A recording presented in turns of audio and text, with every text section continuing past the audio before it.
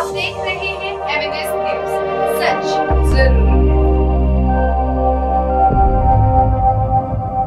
नमस्कार दर्शकों, मैं श्रद्धा तिवारी और आप देख रहे हैं एमएनएस न्यूज टीवी। दर्शकों, आज मैं बात कर रही हूँ महंगाई को लेकर। जी हाँ, दिन प्रतिदिन महंगाई बढ़ रही है, जिससे लोगों का क्या कहना है, क्योंकि इस महंगाई की मार इस देश में ज्यादा मध्यम वर्ग के लोगों को ही झेलना पड़ा है। इससे डॉक्टरों को भी महंगाई से छूट नहीं है। अब जैसे कि दर्शकों, पेट्रोल और डीजल पर सरकार ने टैक्स बढ़ा दिया और घर पर रहने और वर्क फ्रॉम होम करने के कारण रोजमर्रा के सामानों की मांग भी बढ़ रही है, जिसके चलते लोगों को महंगाई का सामना करना पड़ रहा है।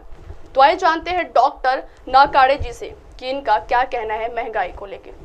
मेरा BAMS और पोस्ट ग्रेजुएशन MS में हुआ है आयुर्वेदा में। सर्जरी की डिग्री मैंने लिया हुआ है और 2016 से मैं यहाँ पर अपना क्लिनिक डाल चुका हूँ। अच्छा, जब आपने क्लिनिक डाले थे तब औसतम इसका कितना इन्वेस्टमेंट हुआ होगा? जब मैंने यहाँ पे फर्स्ट टाइम में क्लिनिक की शुरुआत की थी तो मेरा फर्स्ट इन्वेस्टमेंट यहाँ पे लगभग 7 लाख के तकरीबन था। 7 लाख रुपए का आपका इन्वेस्टमेंट हो चुका था। अच्छा, उस मुकाबले में 2019 और 2024 में आपकी आमदनी में कितना इजाफा हुआ है?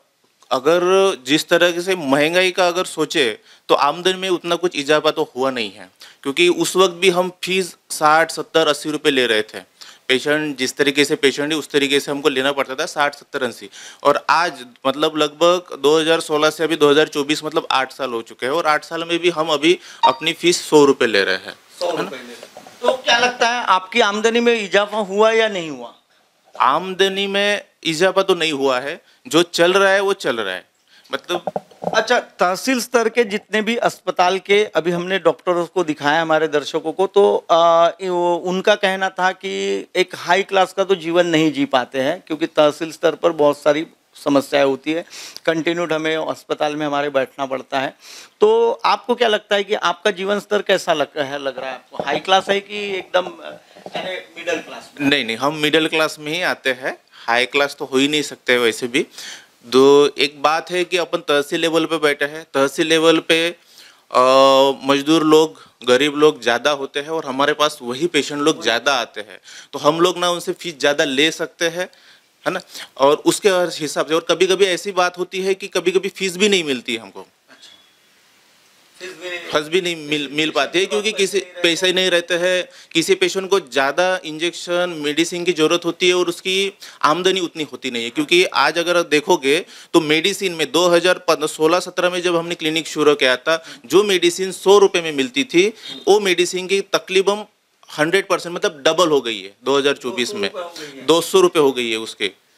वही सेम मेडिसिन जो बिल्कुल कोरोना के पहले जो मेडिसिन की प्राइजेस थी, वो कोरोना के बाद में उसके रेट डबल हो गए हैं। इतनी महंगाई हो गई। अब हमारे मेडिकल फैकल्टी में अगर हम कंपेरिजन अगर करेंगे तो एक मेडिसिन जो 100 रुपये में मिलती थी, आज उस मेडिसिन की कीमत हो गई है लगभग 200-250 रुपये, है ना। और डॉक्टरों की फीस एज यूजुअल वैसे की वैसे ही है ना। और आमदनी कुछ बढ़ नहीं रही है। और दूसरी बात है कि आने वाले जो पेशेंट्स होते हैं, है ना, गांव के पेशेंट्स रहते हैं, मजदूर लोग रहते हैं, डेली काम करने वाले रहते हैं।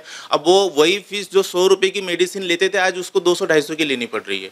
उसके जेब पे भी ये हो रहा है, तो उसकी वजह से भी उनको देख के हमारी भी इच्छा नहीं होती है कभी कि ज़्यादा फीस ले उसकी। आप देख रहे हैं एमएनएस न्यूज, सच जरूरी।